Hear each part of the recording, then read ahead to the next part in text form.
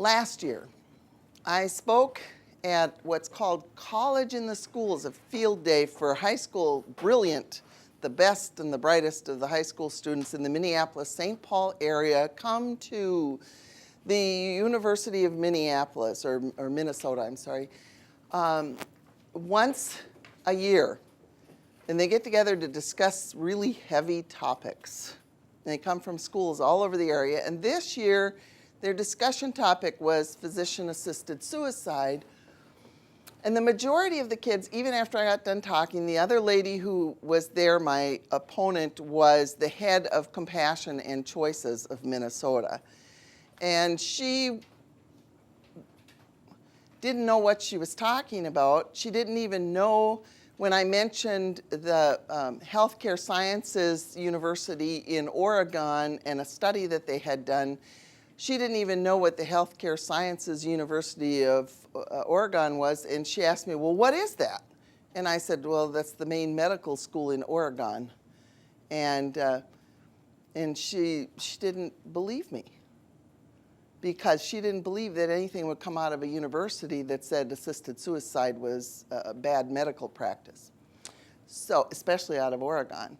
So she contested what I had to say. But in spite of the fact that I had all my facts and figures and she had none, and just was very emotional and told the kids, would you want to live like that? Isn't that terrible? They decided that they liked her story better than mine, which left me feeling rather defeated. So I emailed Kathy Hamlin in California, who was kind of a mentor of mine, and I said, okay, this is what happened. So she writes me back. Several years ago, I spoke to a group of juniors and seniors at a Catholic high school. I presented a scenario of a woman on the roof of a 10-story building who was threatening to jump. When I asked what they would do, they all said they would take steps to stop her, call 911, talk her down, etc. But when I said the woman was in a wheelchair, many in the group said they would do nothing and let her commit suicide.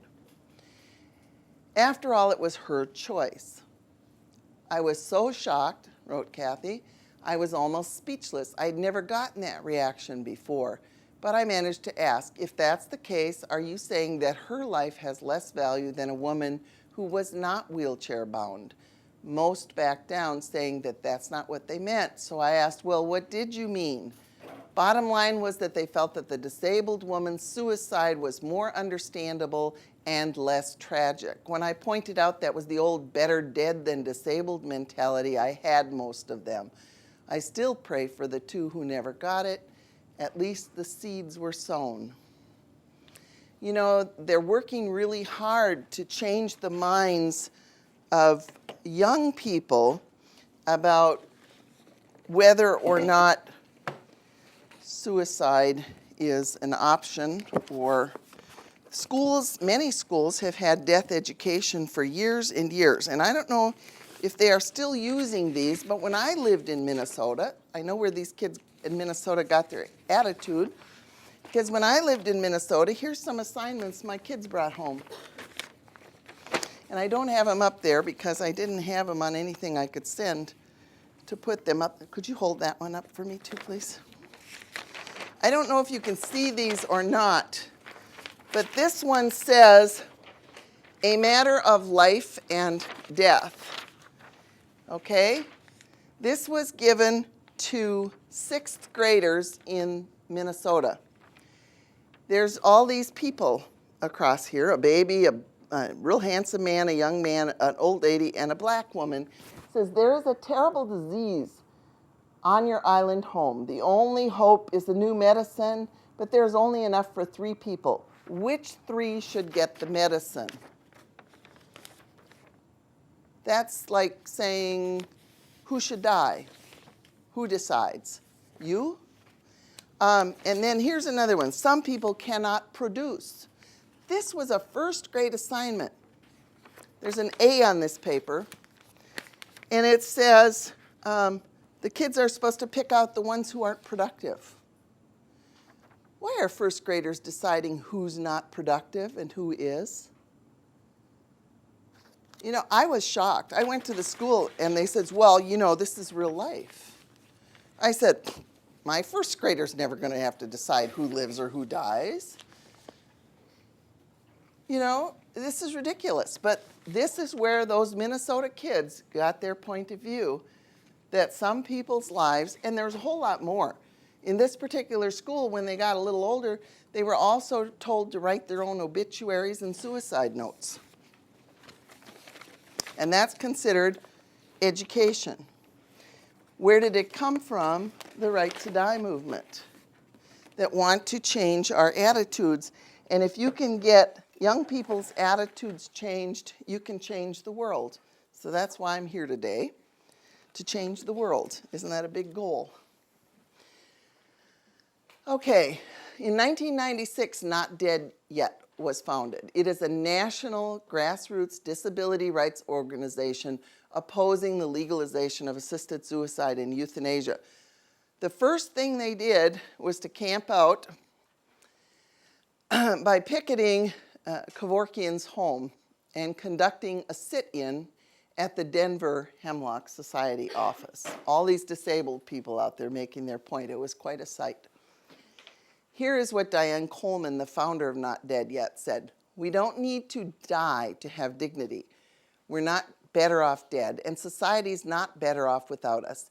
This is not the first time. Some people have thought otherwise, but now people with disabilities are fighting back. Some would say we're too late, but we're not dead yet, and that's where they got their name from. People with disabilities deserve constitutional protection. You know, none of us is guaranteed that we're going to be able-bodied for the rest of our lives. We just aren't. Anything could happen. Tomorrow you could be one of those people in the video in a car accident or whatever. And I'm sure most of you know somebody with a disability, either a mental or a physical disability. They deserve the right to live. They don't deserve the choice to die. Because when people are given choices, they feel like somebody wants them to die, okay? You don't offer somebody a choice to die if you wouldn't just as soon see them dead as alive. Advanced directives. This is probably the most important part of the whole seminar that I'm going to talk to you today about. You're too young to sign one right now unless you're an emancipated minor, but you're almost at that age of 18 where every time you enter a healthcare facility, because of the Patient Self-Determination Act that went into effect in 1991, you will be asked on admission, do you have an advance directive? And if you say no, they will offer you one, they will offer you information about it, and they will tell you about your right to refuse treatment. That's almost an invitation for you to refuse treatment. Even though you're only there to have a baby, or maybe to have a splinter taken out of your finger, you will be asked if you want to choose whether or not to sign one of these things in case you're terminally ill. And wait until you find out what terminally ill includes. Advance directives for healthcare, as I said before, are legal documents by which individuals express their wishes about medical treatment in case they are ever unable to make healthcare decisions for themselves. For your personal protection, listen carefully. And for those you love, you can go home and educate your parents and all your relatives. The Patient Self-Determination Act, as I said, requires facilities and programs to inform every patient about their right to sign one of these things. Facilities and programs that fail to comply get money taken away from them. I have some brochures over there on the table. One of them is the Money Factor brochure. You might be interested in that. The Virginia Advance Medical Directive law governs two types of document. One of them is the living will, which the Virginia law calls a notice to physician. And then there's the durable power of attorney for health care, which Virginia law refers to as appointment of agent. I'm going to call them living will and durable power of attorney, just for ease of reference, because that's what they're called in most states. Both of these permit withholding or withdrawal of life-prolonging procedures. That's what it's called in the law. Including, life-prolonging procedures includes artificially administered hydration and nutrition from a qualified patient. Artificially administered hydration and nutrition simply means anything you get that is not put in your mouth. So any way you get it, whether it's IV fluids, whatever, something as simple as that.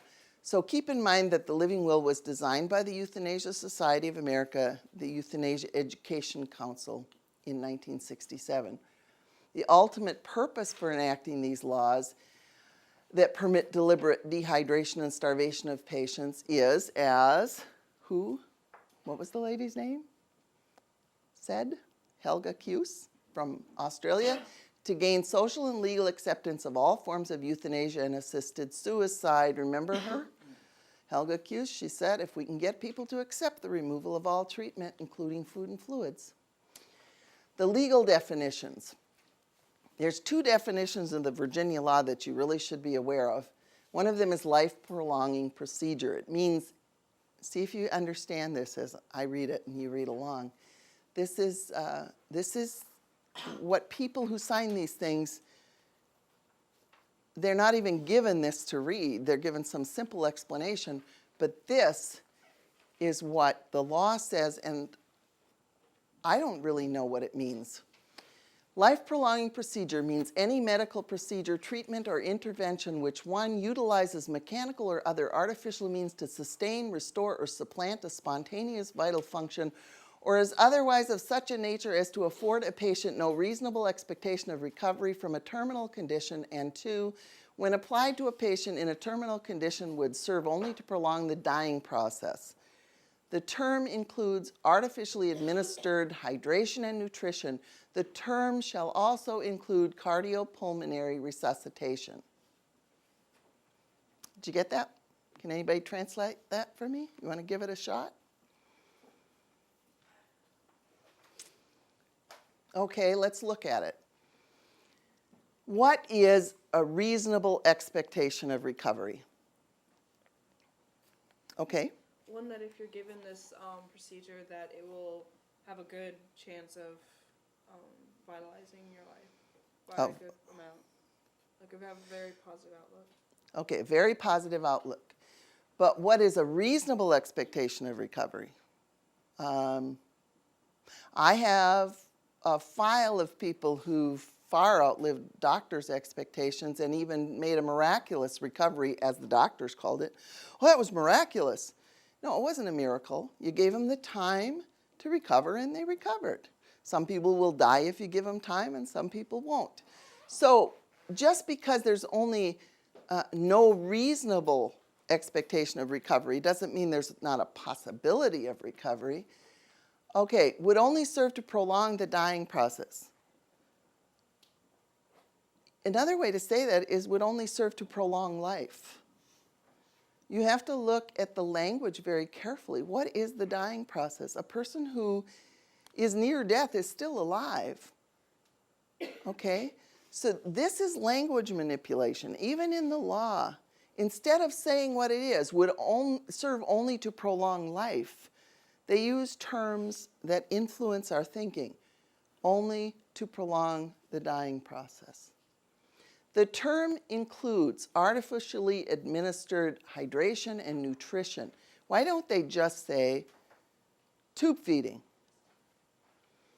The term shall also include cardiopulmonary resuscitation. Do you know what that is? CPR? Okay, that's where they bag you, and a bag puts air in and out of your lungs for a while they're trying to save you from a heart attack or something. And they push on your chest, trying to revive you when you've collapsed because of a heart attack or something. Okay, people are not given a copy of the law or the legal definitions to read. They might be given some simple explanation like this directive simply says that if you are near death, you don't want artificial means like tubes and machines that will only prolong your dying. That is what, I took that straight from the directions off of the information from the state of Wisconsin. I didn't have that from the state of Virginia, but every state has to compile like a one-page explanation of this complicated law for people to be given before they sign their directive at their hospital. So that's all of the information that you get basically is just simple explanations like that of what the definitions mean. And you may unwittingly be giving permission to hasten your death. And you may be refusing ordinary things that the church says you're obliged to accept because you can't know ahead of time what your condition's going to be or anything, and yet way ahead of time, maybe 20, 40 years ahead of time, you're signing a legal document saying, I don't want this. What does that mean? Insulin, blood pressure medications, antibiotics, food and water, it means all of those things. What does life prolonging mean? Prolonging our lives is what we all do by eating and drinking and taking our medications. So it's not something unusual that we do. Okay, terminal condition according to the law means a condition caused by injury, disease, or illness from which, to a reasonable degree of medical probability, a patient cannot recover, and 1, the patient's death is imminent, or 2, the patient is in a persistent vegetative state. They've just redefined terminal condition to include a whole new group of people. People who aren't dying, as long as you provide them with just basically food and water and good hygiene. Then what does the term death is imminent mean? Stanford Law Journal in 1987 said, for death to be imminent, the patient's life expectancy must be 1 year or less. If I am 90 years old and somebody tells me I got a year left to live, I'm going to celebrate. Because nobody ever guaranteed me another year, let alone when I'm 90 years old. And yet they're saying that I'm terminally ill. Because the doctor, because of my age or my whatever, maybe I'm got a weak heart, might have, expectancy, might have 1 year or less. And what is a reasonable degree of medical probability a patient cannot recover? I don't know. And what is recovery? Is recovery, okay, I'm going back to my job tomorrow? Or is recovery that just living longer? You know? What is recovery?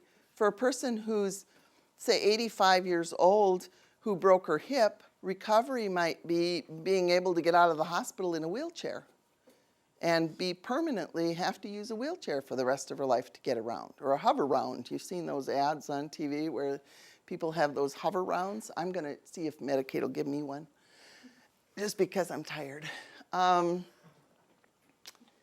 Okay, consider this. The U.S. Veterans Administration defines terminal illness as a debilitating condition which is medically incurable and which can be expected to cause death, and includes but is not limited to conditions where death is imminent. Remember, it's not limited to, as well as chronic and disabling conditions from which there is no reasonable hope of recovery. Notice chronic. The right to die movement has now redefined chronic illnesses as chronic terminal illnesses. Because eventually you're going to die if you have MS, if you have Lou Gehrig's disease, if you have just about anything that's progressive chronic disease, you're going to die. Diabetes is incurable, right? Right now it's incurable for the most part, but we can use insulin and we can use medications that help us live a pretty good life with diabetes. But that would be considered an incurable condition. Do you see how the term terminal condition keeps getting bigger and bigger and bigger to include more and more people? And as soon as you're declared to be terminally ill, you can be killed, okay? This would permit the withdrawal of ordinary treatment from veterans with heart disease, asthma, arthritis, mental illness, alcoholism, diabetes, MS, I don't know, 100 things. Does anybody have any questions about those? Yes? Yeah, it seems, according to those definitions, old age is incurable. Absolutely. So if you're 90 years old, like you said, then that's it, you're terminally ill. That's right. Anybody can be defined as terminally ill today because we're all dying of something. If we live long enough, we're going to die. George Bernard Shaw put on his tombstone, I knew if I lived long enough, something like this was bound to happen to me. He was an old man. He fell out of an apple tree. Literally, he did. Look it up on the internet. I did. It was funny. But he had his epitaph all planned. Of course, he was a writer, and we do those strange things. Okay, did you have a question? Oh, I was going to say, we all die eventually, so I guess we're all terminally ill. Right, right. And as the, and this is my motto, okay? There was a great philosopher named Yogi Berra. Does anybody know who Yogi Berra is? Yeah, he had many malapropisms. But he said, it ain't over till it's over.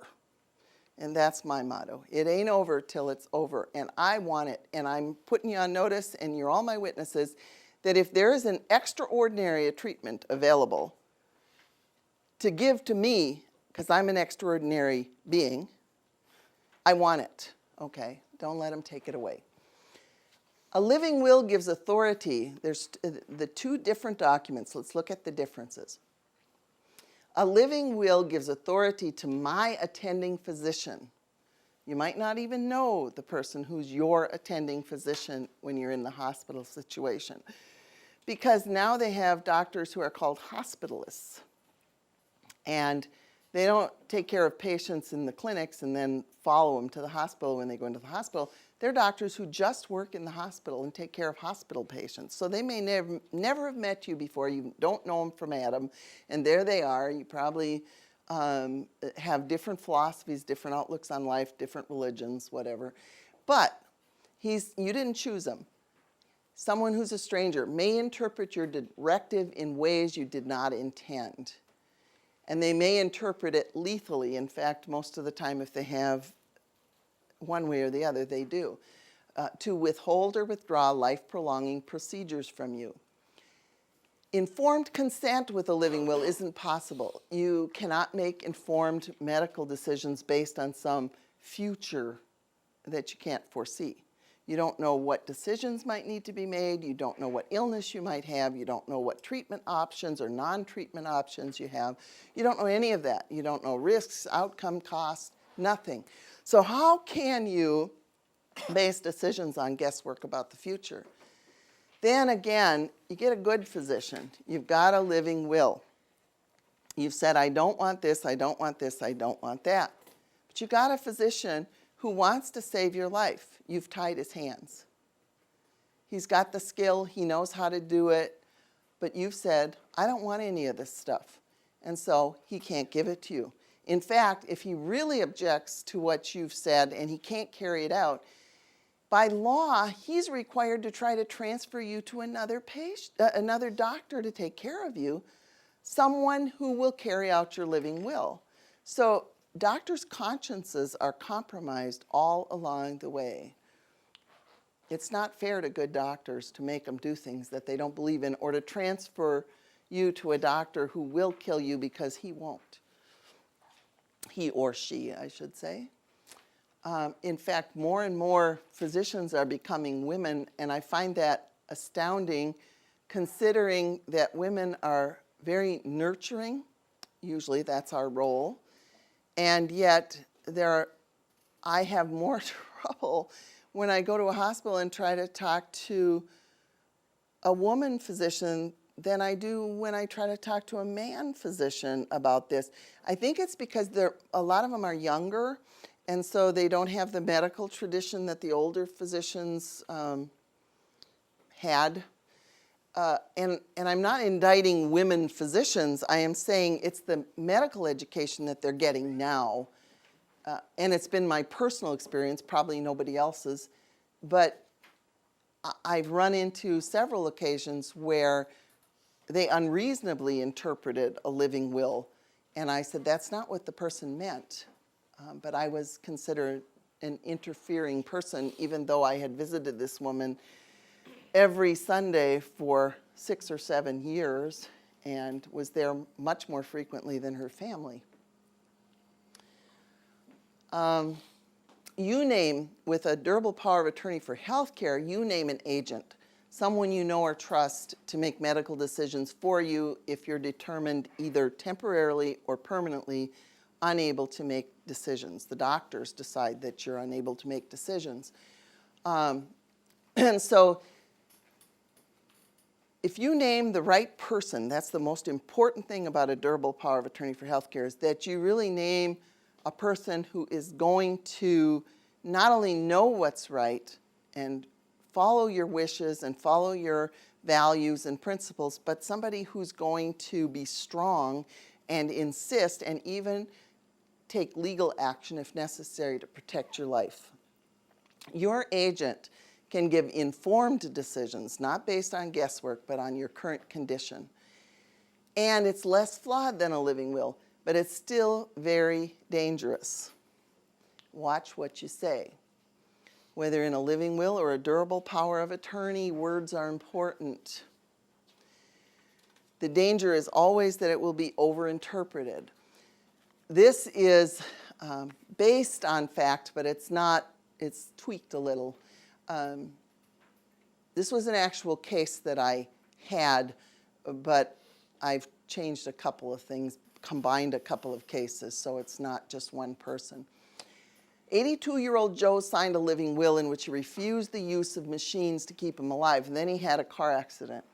His lungs were bruised. And the doctor said to his family, he has a living will, he doesn't want this, and I think I shouldn't do it, but if you say, go ahead, I'll try. And the family said, no, he said he didn't want it.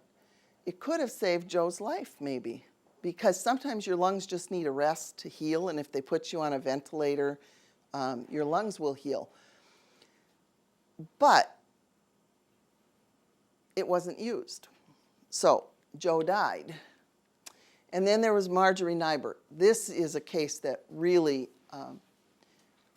astounded me. She was an Ohio businesswoman who collapsed while she was visiting in Alabama, and then she was moved to a Florida nursing home for rehab. She had a feeding tube, but then her brother, who said that she had said to him one time that she didn't want a feeding tube, if she were terminally ill, told him to stop it. She wasn't terminally ill. She was recovering. She was doing much better, but they took away her feeding tube because her brother said she wouldn't want it. And Marjorie was dehydrating to death and begging for food, and the staff was sneaking her food, and Marjorie was grabbing food off of other patients' trays and stuffing it in her mouth before they could take it away from her. And when this was reported that this woman was starving to death by a distraught staffer, instead of beginning to feed her again, the state investigated the case. And to make a long story short, after a rushed investigation to find out if she was competent, the judge said that she wasn't competent to decide whether or not she needed food and water, or that she was thirsty and hungry. That was basically what it came down to. So if you say at any time, especially in writing, I don't want this, guess what? Even if it doesn't even make any sense, reality doesn't make sense. Okay. In a will or something, if you tell somebody to make decisions for you under extraordinary circumstances, In a will or in a durable power of attorney for health care? Something like that. Can they overturn what you say in a will or something? There's a property will which is different from a living will. Okay. A living will is, a property will is one where you say who you want to get what you have when you die. A living will is a directive that says what you want done about medical treatment for you if you can't speak for yourself. A durable power of attorney for health care is a document in which you appoint someone to speak for you if you are, or to make medical decisions for you if you are ever unable to make your own medical decisions. Okay. So, no, if you write something in, even in your durable power of attorney for health care, if you write something in there that says, I don't want this, your agent cannot override that. Should you consult somebody while you're writing this will? You should not write that in your living will or in your durable power of attorney for health care. You should never, that's exactly what the point I was trying to make, is that you be careful what you put in one of these things. Don't ever say, I don't want, because that means you won't get, even if it's reasonable to give it to you. While you're writing this, should you get like a lawyer or somebody? No, you do not need a lawyer. What you need is a good, solid directive, and we're going to talk about that in a few minutes. Okay, so despite the fact that Marjorie wasn't terminally ill, she's dead. She died on April 6, 1995. Now to Terri Schiavo. Does anybody know this story about Terri? You want to tell it? No? Terri and her husband Michael were watching a TV show about Karen Ann Quinlan one night. Recall that Karen's case was about a ventilator, not about feeding tubes. Michael claimed in court that Terri stated she would not want to live hooked up to a machine. A feeding tube is not a machine. Sometimes it's hooked up to a machine to regulate the flow of the food that as it goes into the tube, but a feeding tube itself is not a machine. Or be a burden. Her parents wanted to care for her, so she wouldn't have been a burden.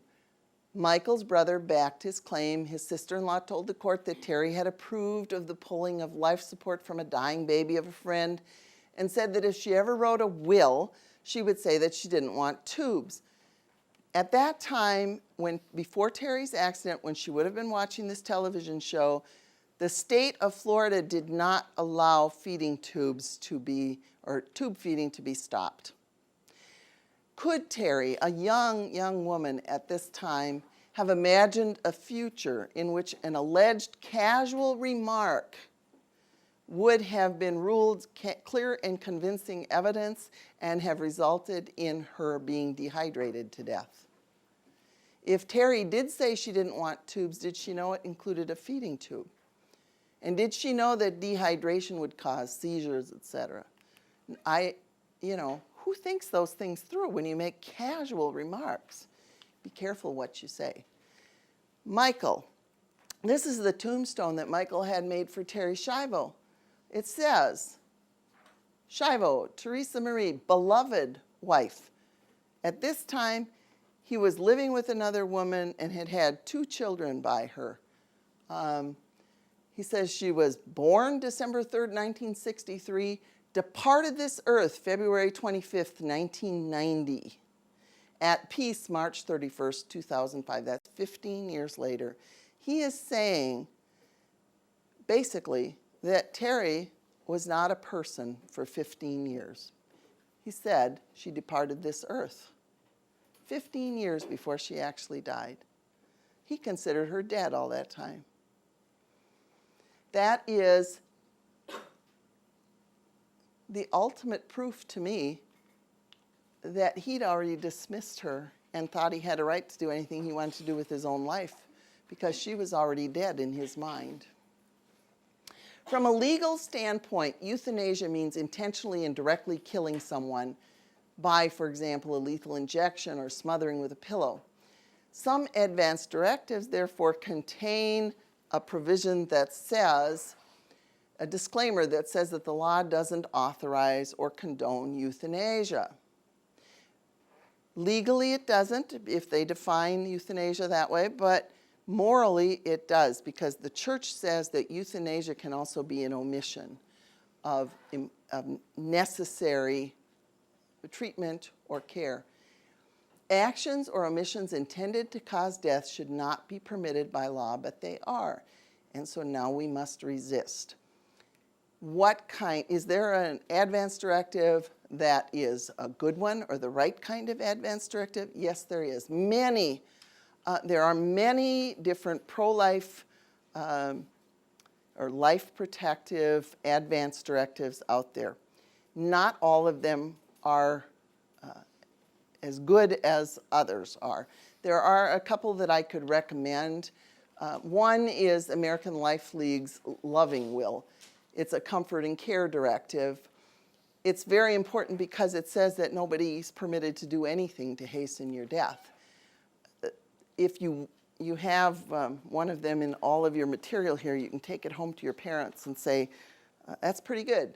But there's also one by the International Task Force on Euthanasia and Assisted Suicide that's very good, called the PSPD, Patient Self-Protection Document. And that you can get from the International Task Force. They're listed in this little booklet here where we talk about living wills, or this newspaper. So there's a number of them that I do think are good, but there's some that aren't very good. There is one that the Diocese of Arlington has put out that is pretty good. There's a few things in it that cause me concern, but I don't think that they would affect its protectiveness. So there are documents out there that can be used to protect you. You don't have to use the one the hospital gives you.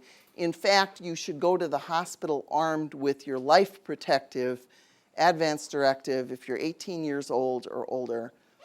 And another important reason to have this is if you don't have one, if you don't know who's going to be making decisions for you, okay? You may think it's somebody who wants to protect your life, but aren't you better off appointing someone you know will protect your life, that you have talked to about what you want? You can't talk to every possible relative who make decisions for you, but you can talk to one or two people and tell them what you want and appoint them as your agent or agents under a durable power of attorney for health care. This is a really touchy subject, organ donation.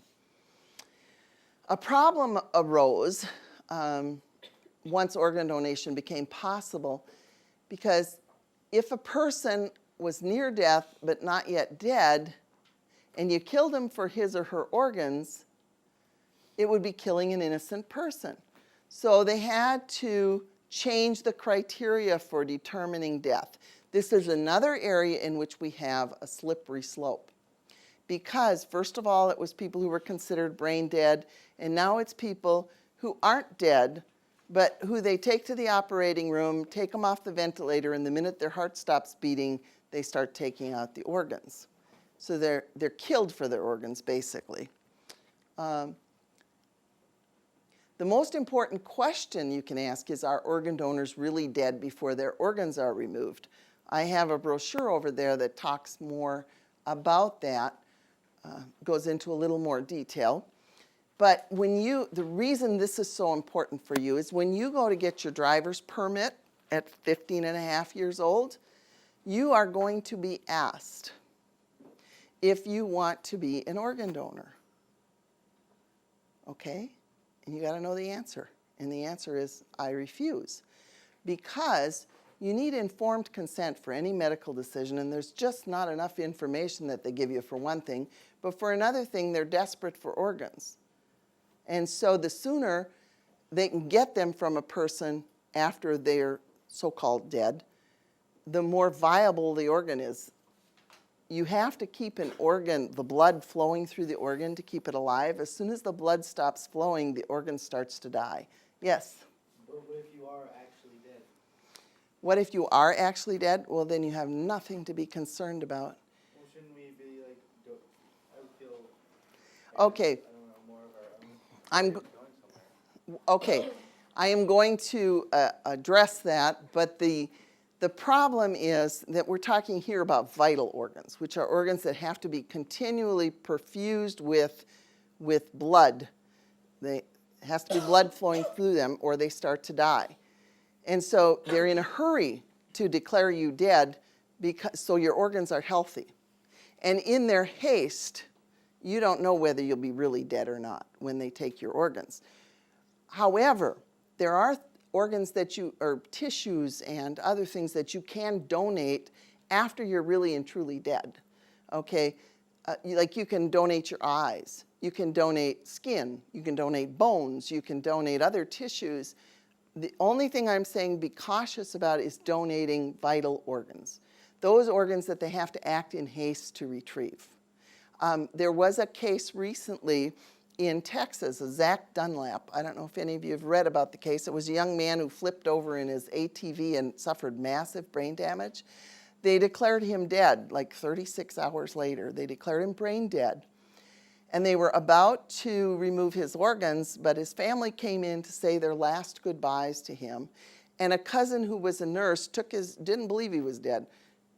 He took his jackknife and he scraped the bottom of his cousin's foot, and the guy jerked his leg away. Zach is now walking and talking and doing everything, and they had declared him brain dead, and they did every test they could to prove that he was brain dead, and they showed his family all the tests, and he wasn't dead. So how sure can you be that a person who's declared brain dead is dead? And I have so many cases. Online, there's a list of cases of unexpected survivors that I did for American Life League a long time ago. It's really important that you remember it's not over till it's over. If you still look like you're alive, you probably are. Brain death is declared where there are still many signs of life, vital signs: heartbeat, pink skin, warmth, growth, healing. A pregnant brain dead woman can gestate and deliver a healthy baby and produce milk. A dead person can't do that. At least I've never seen a dead person do that. A dead person you send to the morgue and they prepare you for burial. You don't bury somebody with a beating heart. Yes? If your brain is dead, how can it give signals to the body? What is It brain can't. That's why I say there's no sure thing such as brain death. There is sure death when you're sure that all functions of the entire brain have irreversibly ceased, okay? But you can't know that until you're cold, because if you're still warm, your brain is regulating your body temperature. How can you it's the only way, how can you tell whether somebody's brain dead or not? You can't. That's my point. Okay. Didn't I? What I'm saying is that a diagnosis of brain death is not a sure diagnosis of death. Okay. You might be near death, or you might not be, like Zach wasn't, but you're not dead yet. Okay. Okay. Yes. I just have a question for you about, organ donation. You're saying, okay, these people are supposedly brain dead, and these people are going to harvest their organs. Well, if we were to totally give up donating vital organs, because we were to all say, no, I don't want this on my driver's license. Where are the supplies for organ donations for people who could viably survive with your organs? What are we going to do for them? Because all these thousands of people that... That's a really good question. But let me start first of all by saying that if we're not sure somebody's dead, and we do something that will make them dead if they're not dead, that's a wrong thing to do, even if it's just a second before they die. You understand? So taking organs from somebody that you're not absolutely sure is dead is wrong. Okay? It's sort of like saying, well, we're not sure this person's a person, so, a child in the womb.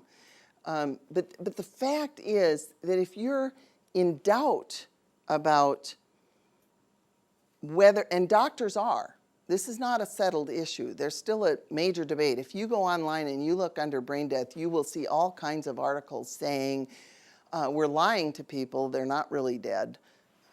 Okay, so it would be wrong to take organs from somebody who isn't really dead to give them to somebody else because they might benefit from them. That's one point. Second point, if we did not have organ donation from patients who are doubtfully dead, science is very creative.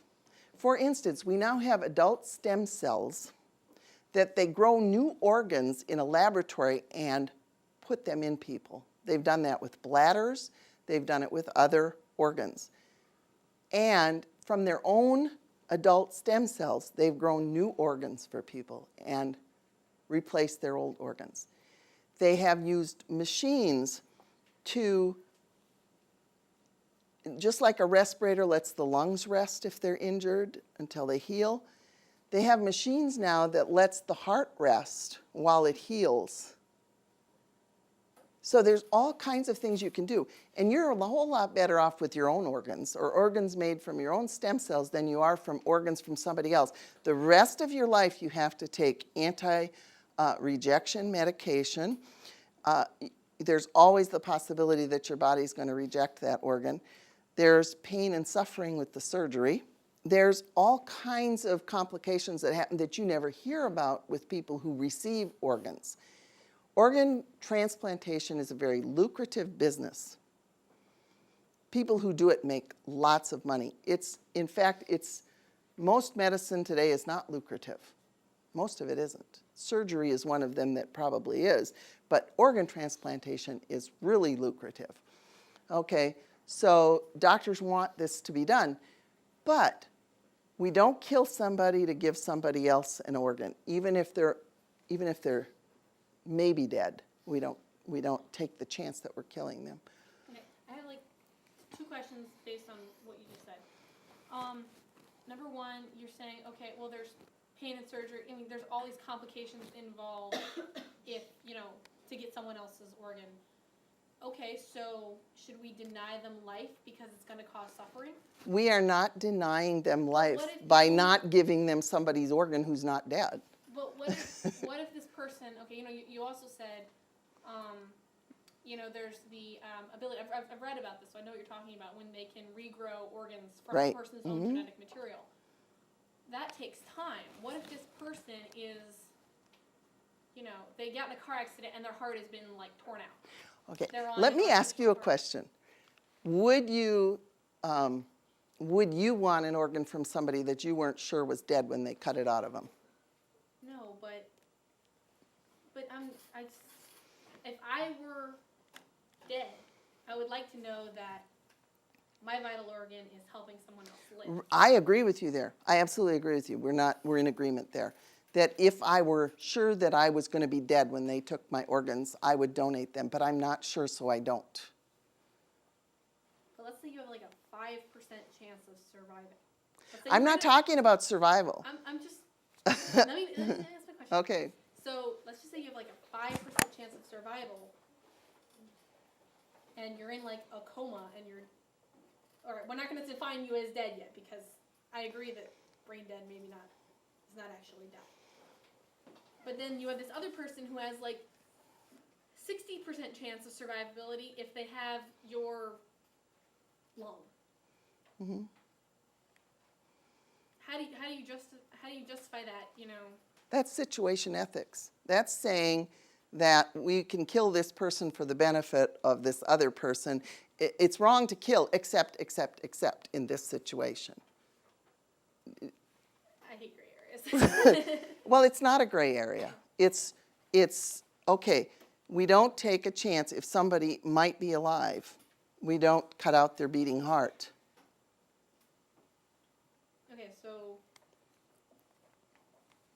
To give it to somebody else, even if they have a better chance of survival. there's the thing where you're not sure if this person's alive, but you know this other person is alive. I know, but if you're not sure somebody's alive or dead, do you make sure they're dead? So you let the By other killing them? So you let the other person die because you're not sure. You're not letting the other person die. That's letting nature take its course if there's no organ available for them. Okay? People die every day waiting for organs. There aren't enough organs to go around. All right? So what I'm saying is we're not letting those people die. They're dying because there was no help available for them. It's not our fault. It's not your fault if you don't donate your organs that somebody else died. Okay? I know it's such a, and all of your questions are so good. I wish we could spend an entire day on your questions because they're so important. If you have more questions, you can always contact me. My information's available, okay? Because I would love to spend a whole day on this subject because it's so important. And your questions are so good, and they're things we all need to think about. But that's why donating organs on your driver's license when you really haven't had a chance to think about all these things is kind of foolhardy. Okay. Before organs are excised from people who are supposedly brain dead, paralyzing drugs are given to keep the person from moving and grimacing on the operating table. You don't have to give dead people something to paralyze them because truly dead people don't move. Yes? Okay. I understand this organization thing. Okay, say you go into DMV and you know all this. Into the what? Into DMV. You know all this information about organ donation or anything from being here or whatever, and you go and ask you. What was the word you used? DMV? Department of Motor Vehicles. Oh, okay. And it's been fun. You go in there, they ask you if you would like to be organ donor, and you still say yes. Isn't that considered, kind of self-sacrifice because you know the possibilities and everything, but you're willing to give up your life and then save others? No. Why don't you think about that in a different light, okay? Would it be right for the doctors to cut out your beating heart if they were in doubt that you were alive or dead? Would it be right for them? I'm not sure about that, but I'd be willing to give it up to somebody who's going to survive. You would give up your life for someone else. I would too if it meant jumping in the lake to pull out a drowning victim, but I'm not going to allow them to kill me. There's a difference between heroically saving someone when it might endanger your life and allowing someone to kill you to save another life. Big difference. Yes? So when you're brain dead, your blood is still Right. coursing through your arteries and veins, correct? Well, when you're declared brain dead, yes. So can't the doctors tell that you're still getting blood in and out of your vital organs to keep them alive even when you're brain dead? And they can Yes. detect whenever that stops happening and that's when you're truly dead? No, because they can't know that it's irreversible. So it just Let's go stops, on right? to the next category, and that might explain it a little better. They've expanded the donor eligibility. That means the kind of people who can be used as organ donors to include after cardiac death. But that doesn't mean that your heart is dead or that you've really died. Most people are not aware of cardiac death, donation after cardiac death, which means a person who is not brain dead is taken off of life support 2 to 5 minutes after his or her heart stops beating. They start to harvest the organs. They give them an anesthetic just in case they act too soon, in case the person can still feel some pain. The claim is that loss of circulation is irreversible because there's no plan to resuscitate the person. But in another place where they're not planning on taking the person's organs and they're going to do CPR, this person would still be considered alive because there is a chance of resuscitating them. So it's not irreversible. If you could possibly resuscitate someone, then the cardiac death is not irreversible. And what they've done is they've taken out irreversible from the definition of death now. First of all, it used to be brain death is the irreversible cessation of all functions of the brainstem. And then they realized that it wasn't necessarily irreversible. It was only irreversible because they didn't plan on doing anything to make a person stay alive. And now they're saying okay, even if it is irreversible, if the person doesn't want to be resuscitated, for all intents and purposes, it's irreversible. Does that make sense? It's really confusing. Okay, the claim is that loss of circulation is irreversible because there's no plan to resuscitate the person. So, patients in identical states, in identical conditions, could be considered either dead or alive, depending on whether they will be organ donors or whether they will be given cardiopulmonary resuscitation. Yes? What exactly is the definition of being brain dead?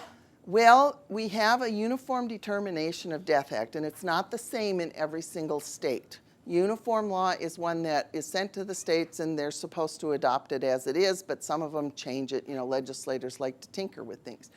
But the Uniform Determination of Death Act, not the one you have here in Virginia, which I'm not real familiar with, but it may be exactly the same in Virginia. But every state is a little bit different in my experience. The Uniform Determination of Death says that brain death is the irreversible cessation of all the functions of the entire brain. That includes the whole brain, including the brainstem that regulates body temperature, heartbeat, all kinds of other things, blood pressure. Those things are still intact in a person who is declared brain dead, and so therefore they don't even fit the definition of brain death that the UDDA, the Uniform Determination of Death Act, requires. So basically, what brain death actually means is your body just completely turned off. You're dead. That would be actual brain death. If they followed carefully,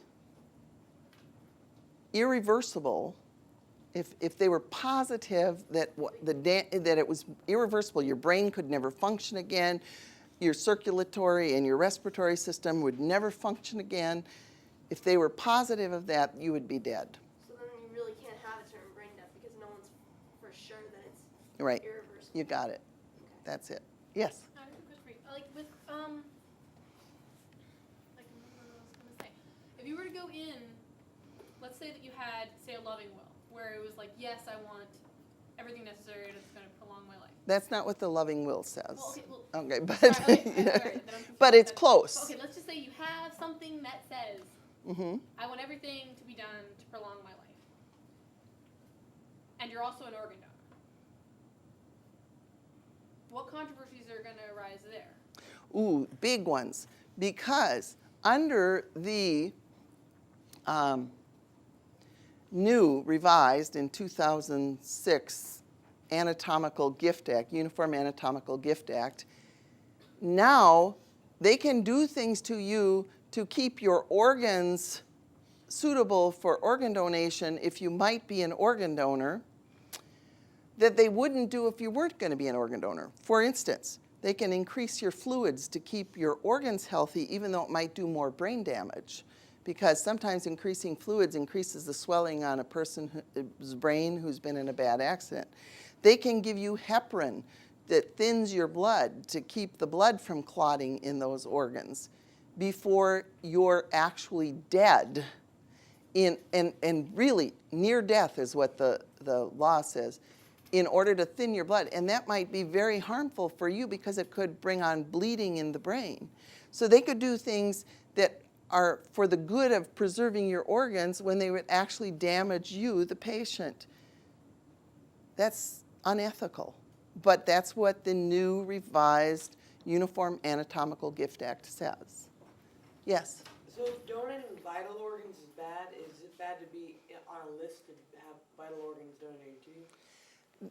Now that's another question. Sometimes you can get organs from living donors, like kidneys or part of a liver or a loved one who will donate an organ to you when they have a paired organ and they're healthy. So no, but being on a list is another question. These are all very important ethical questions that you're asking, and I wish I had the whole day to talk about them, but I'm going to have to wrap up this section. Otherwise, we're never going to get on with it. But my advice is that every person 18 years or older should have a life protective directive Whenever you go to the hospital, bring it with you, and never sign an organ donor card or an advance directive that authorizes taking vital organs for transplant. And if you want to read more about it, those brochures that are there are on the table back there. All right, we're going to do a quick wrap-up of physician-assisted suicide, and then we're going to watch another short video. Can I have one last question? Sure. Do you think that over time, physicians have tried to tweak the laws out of greed? That's a tough one. I don't know about that. I'm saying that organ transplantation is a lucrative business, but there's a lot of people who profit from it. Okay, so it's not just the physician, and that's not the only reason. Some people do this for very altruistic, very, they really believe that what they're doing is right. I'm not suggesting that their motives are all bad. I am saying that be cautious because you don't know for sure. And you can't ever know who's going to be taking your organs or who's going to decide you're dead. And as far as any organ procurement organization is concerned, if the doctor says you're dead, no matter who the doctor was. It's okay to donate non-vital organs though, right? I don't know. I already discussed that aspect, that if you're truly dead, if you're no longer have any circulation or your heart's not beating and you're cold, they can take your eyes 2-3 hours after you're dead, and because they're not vascularized. They don't have any blood vessels in them. Okay. All right, let's move on and finish up, and then we'll go to lunch. Okay. Physician-assisted suicide. We're going to watch a video in a couple of seconds. Can somebody set this up for me, please? Is there anybody know how to run that? Okay, there we go. And we're going to go back and revisit physician-assisted suicide again. From 1988 onward, the media, from medical journals to popular magazines, newspapers, books, etc., increasingly gave favorable treatment to assisted suicide and euthanasia. I want to show you a magazine cover that I've been carrying around with me since 1992. This is Betty Rollins. She helped her mother, who had cancer, to kill herself by stockpiling the pills for her mother and crushing them up and putting them in applesauce. And then she was a reporter for NBC, and she wrote this article for People magazine called "I Helped My Mother Die." Okay? The true life story behind the gripping TV movie Last Wish. NBC's Betty Rollin tells why she helped cancer-stricken Ida Rollin commit suicide. I have no regrets, Betty says. This is what she wanted. Okay, the people who starred in this made-for-TV movie were Patty Duke and Maureen Stapleton. Maureen Stapleton was the mother in Archie Bunker, Edith. Well, if you don't know, these were really big stars back then. Okay, in 1992. I mean, I realized that was like in the Jurassic period, but I will tell you that they were big name stars, and everybody watched, and everybody got the idea that it was a good thing to help your mother die if she wanted to die. So that's how the media, and over, they've made Jack Kevorkian into a media darling. But that's how they get us to believe that it's okay, all right? So we're going to watch a video, and that they're based on the theory that physicians can refuse to give you even wanted treatment if they decide that the cost is too high or the quality of your life is too low to justify further treatment. So even if you want treatment, and even if it might prolong your life, you can be refused the treatment under feudal care, hospital policies, and Virginia law.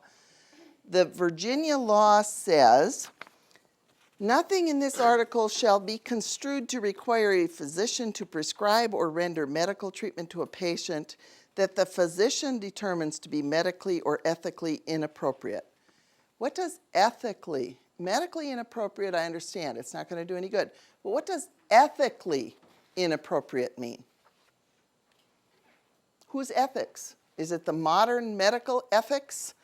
Or, can I get this back on? Is it the new ethic?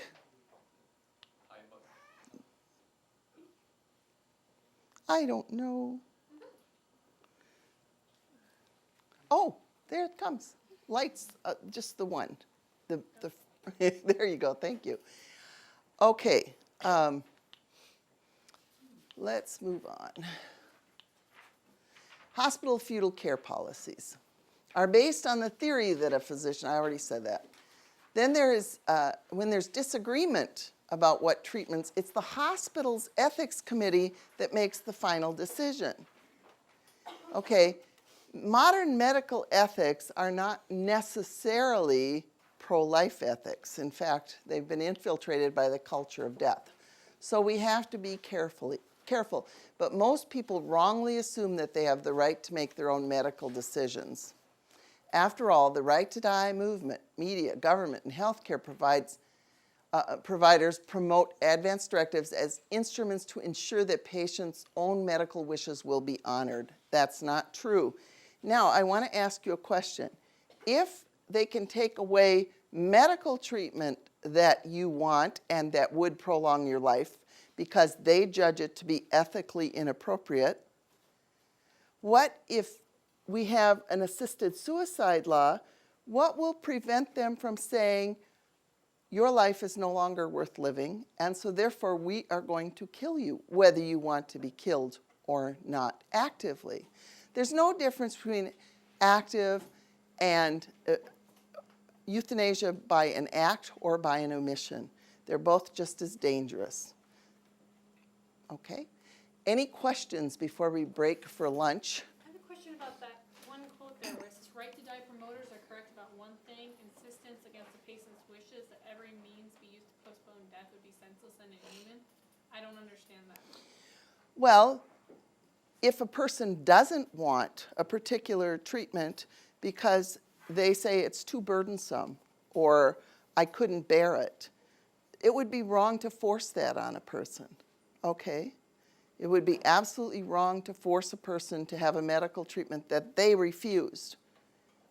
Even if you thought the person was wrong, you still can't force something on somebody who doesn't want it. All right, so that would be wrong. But it's just as wrong to take it away from somebody who does want it, okay? Where's the choice? They're always touting choice. I'm not all for choice when it's the wrong choice, but if they're touting choice, they can't have it one way and not the other. They can't just be in favor of choosing to die. They have to be in favor of choosing to live, too. So in other words, in order of just, instead of just offering the choice, well, we can not do this or we can offer you euthanasia. Right. We should also be presenting both sides, but we can also give you this treatment, which will... Well, I'm not saying they should present both sides because I don't think they should ever present the option to die to a patient.